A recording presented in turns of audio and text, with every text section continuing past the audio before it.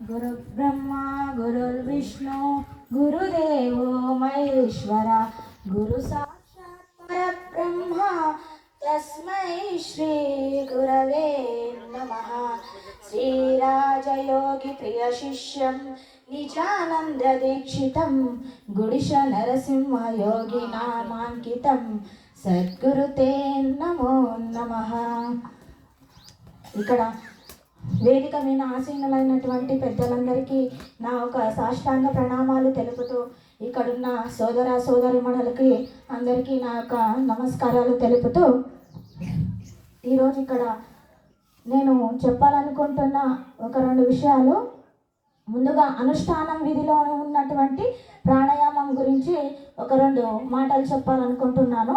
ముందుగా ప్రాణాయామం గురించి అనుష్ఠానం విధిలో ఉన్నట్టుగా శ్లోకము ఓం భూ ఓం భువ ఓం సువ ఓం మహ ఓం జనః ఓం తపః ఓం సత్యః ఓం తస్తవితుర్వరణ్యం భర్గో దేవస్య ధీమహి ధియో యో న ప్రచోదయాత్ ఓం అపర్జ్యోతిరసంభృతం బ్రహ్మం భూర్భువస్సువరం అనేటటువంటి శ్లోకంలో భావార్థం ఏం కలిగి ఉంది దీంట్లో అంటే, ముందుగా ఈ శ్లోకము గురుదేవులు ఏం మనకి ఈ శ్లోకం ద్వారా చెప్తున్నారు అంటే, దేహము మనకు ఆరోగ్యంగా దృఢంగా బలంగా ఉండాలంటే సామాన్యంగా మంచి భోజనము మంచి ఆహారము వ్యాయామాలు యోగాలు చేస్తే మంచి దేహం కలుగుతుంది అని సామాన్యంగా చెప్పుకుంటాం.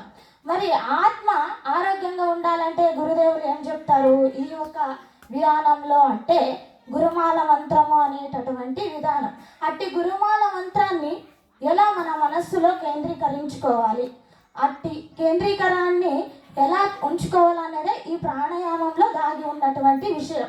ఎలా అంటే ఆ ఒక్క మనస్సు ఎందుకు కేంద్రీకరించుకున్నప్పుడే కదా మనకు ఒక జన్మరాహిత్యం అనేటటువంటి ఒక విధానాన్ని ఇక్కడ తెలుసుకుంటాం.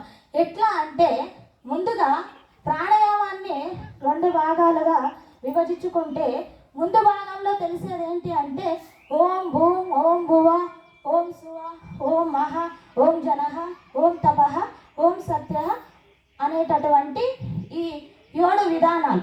7 విధానాలు ఏం తెలుపుతున్నాయి ముందు మనకు అంటే, మన ఒక సప్త చక్రాలని తెలుపుతుంది. అట్టి సప్త చక్రాలకి ఈ యొక్క మంత్రాలు లంకారంతో కూడుకున్నప్పుడే నీ యొక్క స్థిరత్వాన్ని కలుగుతుంది అనేటటువంటి విధానం ఇది తెలుపుతుంది.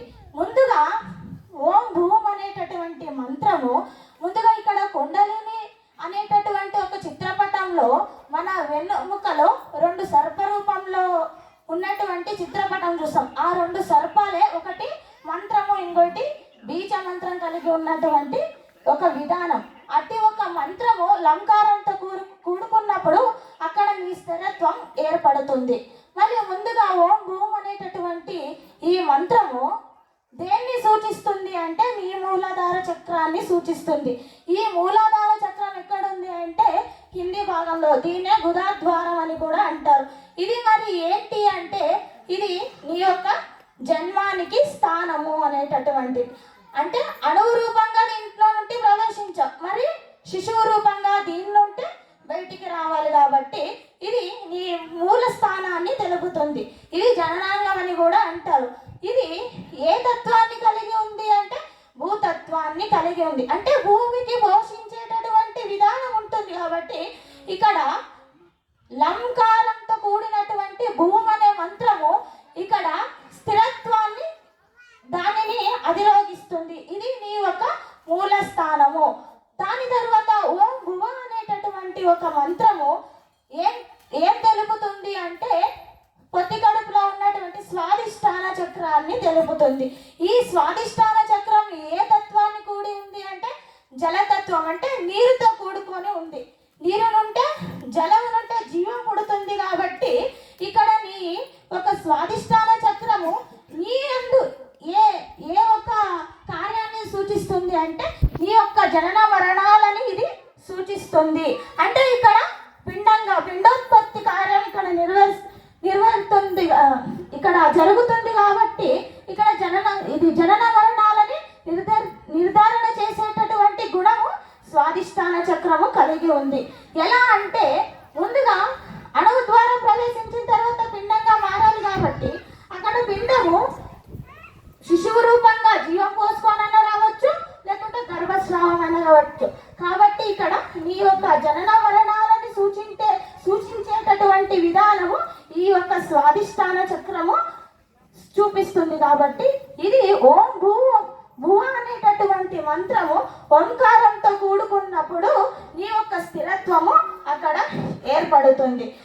దాని తర్వాత ఓం శుభ అనేటటువంటి మంత్రము నాభి అందు ఉంటుంది. అది మణిపూరక చక్రాన్ని సూచిస్తుంది. మణిపూరక చక్రము ఏ తత్వాన్ని కలిగి ఉంది అంటే అగ్ని తత్వాన్ని కలిగి ఉంది. అగ్నికి దహించేటటువంటి గుణము, దేనైనా కాల్చివేసేటటువంటి గుణము అగ్ని తత్వానికి ఉంది. కాబట్టి ఇక్కడ పిండ రూపం దాల్చిన తర్వాత ఇక్కడ మన శరీరం అన్నరసములతో కూడుకున్నటువంటి శరీరం మనం కలిగి ఉన్నాం. మరి ప్రకృతి ద్వారా దొరికేటటువంటి అన్నరసాలని మనము భుజిస్తాం. అంటే ఇక్కడ జీర్ణించుకునే శక్తి అంటే ఏ విధానమైనటువంటి ఆహారాన్ని నువ్వు భుజిస్తావో అట్టి ఒక్క అండాంశం ఇక్కడ తయారవుతుంది. అంటే మంచి మార్గంలో సంపాదించుకుంటే మంచి యొక్క అండమే తయారవుతుంది. చెడు మార్గం అందు ఇలా ఏంటి సంపాదించుకుంటే అక్కడ నీ గుణాలను కలిగినటువంటి ఒక అండాంశము అక్కడ కలిగి ఉంటుంది. కాబట్టి ఇక్కడ అండాంశయం కలిగేటటువంటి గుణము ఈ ఒక మణిపూరక చక్రానికి ఉంది. మరి ఓం మహా అనేటటువంటి ఇది ఏ ఒక ఓం భువ అనేటటువంటి ఒక మంత్రము రం బీజాన్ని కలిగినప్పుడు దాని యొక్క స్థిరత్వం అది తెలుసుకుంటుంది. మరి దాని తర్వాత ఓం మహా అనేటటువంటిది అనాహుత చక్రాన్ని సూచిస్తుంది. ఎక్కడుంది అనాహుత చక్రం అంటే హృదయ స్థానం అందు ఉంది. మరి ఇది ఏ తత్వాన్ని కలిగి ఉంది? వాయు తత్వాన్ని కలిగి ఉంది. అంటే వాయువు అంటే గాలి. సకల చరాచర జీవులు గాలిని పీల్చుకొని బతుకుతాయి. కాబట్టి అంటే మన యందు అండము పిండము మూలము తెలుసుకున్నాం. మళ్ళీ దీనికి జీవతత్వాలు కలిగి ఉండాలి కదా. జీవతత్వం కలిగేటటువంటి గుణమే ఈ అనాహుత చక్రానికి ఉంది. మళ్ళీ ఇక్కడ ఇది సకల చరాచర సృష్టి అంటే నీ దేహమందు సకల చరాచర అవయవాలకు గాలి రూపంగా చైతన్యం ఇక్కడ ప్రవహిస్తుంది. అంటే జీవతత్వాలని నింపేటటువంటి ఒక గుణము దేనికి ఉంది అంటే అనాహుత చక్రానికి ఉంది. ఇది మరి ఓం మహా అనేటటువంటి మంత్రము యంకారంతో కూడుకున్నప్పుడు దాని యొక్క స్థిరత్వము అది తెలుసుకుంటుంది.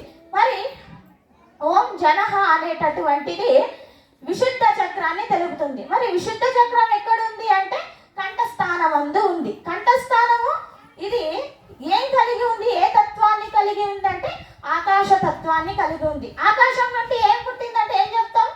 శబ్దము పుట్టిందని చెప్తాం. మరి ఇక్కడ మనం మాట్లాడేటటువంటి ప్రతి మాట శబ్ద రూపంగానే ఇతరులకు చేరుతుంది. కాబట్టి ఇక్కడ మన ఒక మాటలు ఇప్పుడు అండము పిండము మూలము మరి జీవసత్వము అన్ని తెలుసుకున్నాం. మరి జీవసత్వం కలిగిన శిశువుకి వ్యక్తిత్వం కావాలి కదా.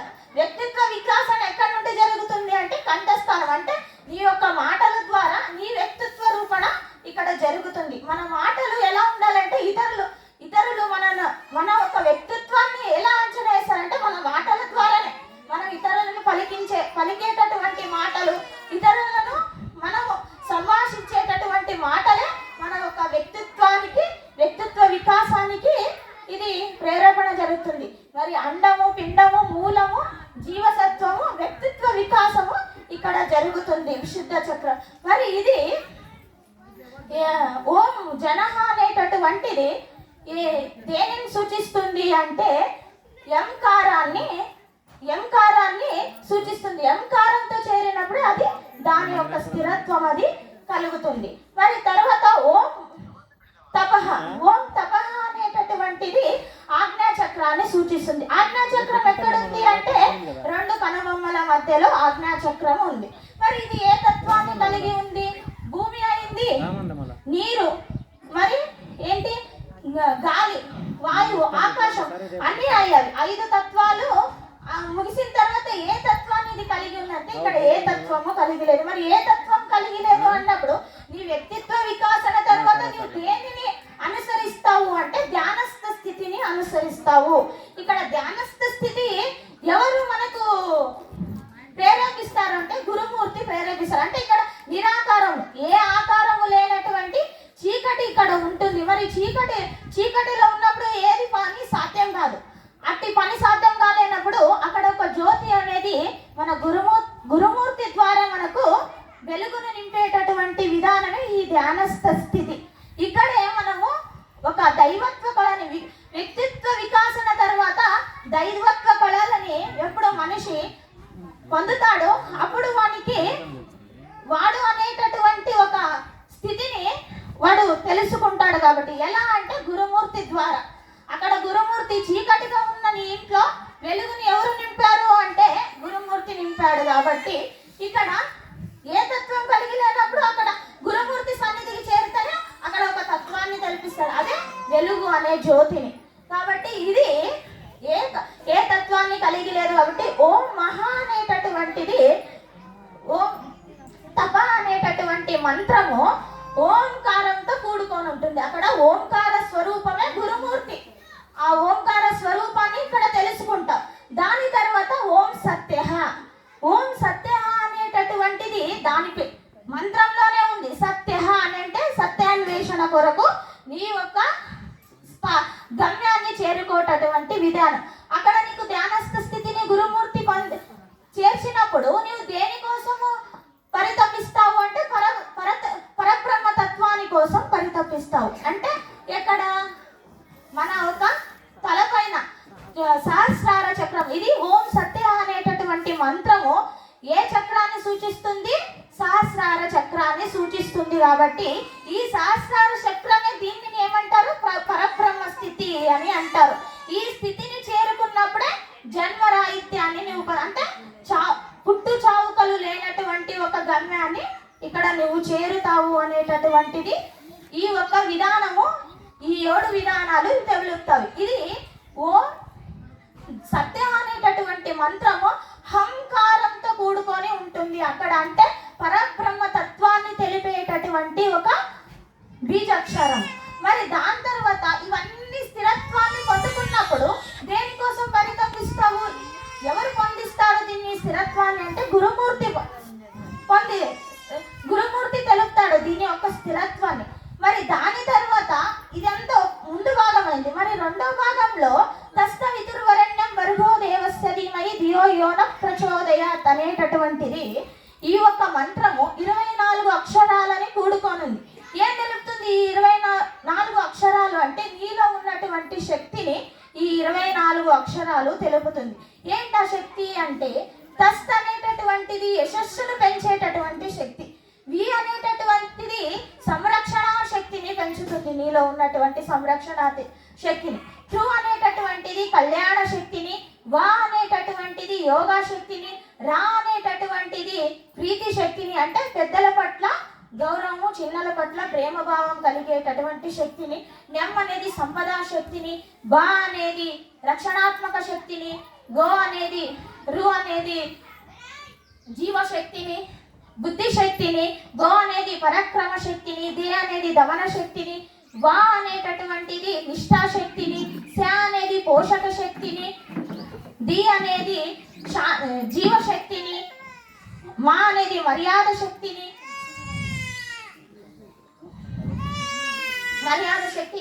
ది అనేది శాంతి శక్తిని, యో అనేది కాల శక్తిని, యో అనేది ఉత్పాదక శక్తిని, గా అనేది రసశక్తిని, ప్రా అనేది ఆదర్శ శక్తిని, చో అనేది ధైర్య శక్తిని, దా అనేటటువంటిది వివేచన శక్తిని, యా అనేటటువంటిది సేవ శక్తిని, తత్ అనేటటువంటిది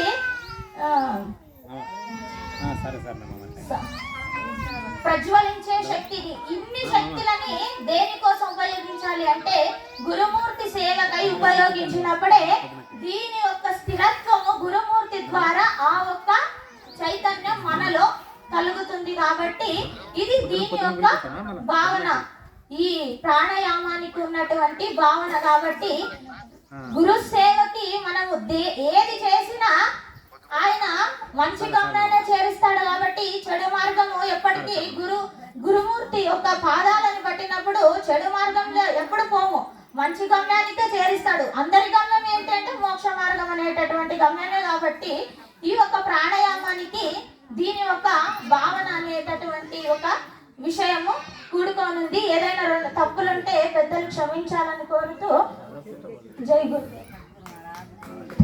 శ్రీ సద్గురు బ్రహ్మరాజ్ కి జై.